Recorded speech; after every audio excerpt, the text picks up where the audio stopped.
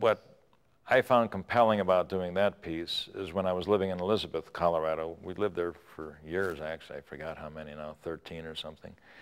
But there was a fairground just outside of town, and they used to have these draft horse fairs there, just like they do up in Idaho. They're all over the country, really, particularly in the West.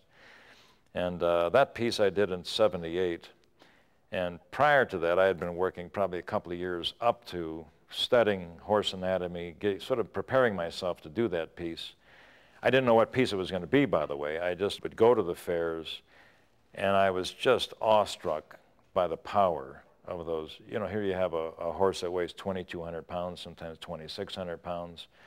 They're pulling on these flat sleds like 10,000 pounds. I mean, you know, and maybe it goes up from there. I forgot some of the figures because I don't pay attention to that stuff. I was just looking at the power. And again, when I looked at it, it was sort of the end of my marriage with my first wife, and this is what brings in the human element.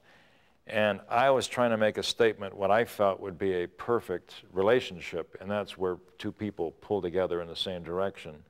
And unfortunately, we were pulling in the opposite direction. And, well, you know, you have to look at some of these things with a little humor. But this piece probably reflects the real feeling of my present situation with my wife, Pamela, where one of us, in that piece, one is pulling harder than the other, but they're both pulling. That's how it is. You know, you take turns, and it goes back and forth. And so that's probably more indicative of what's really going on with that piece, because it was done in '78. It was actually before I met Pam, but it was what I was looking for. And it's sort of an interesting thing how that all ties into your own experience. But when I saw those horses, I felt that was the perfect, you know, metaphor to describe that feeling.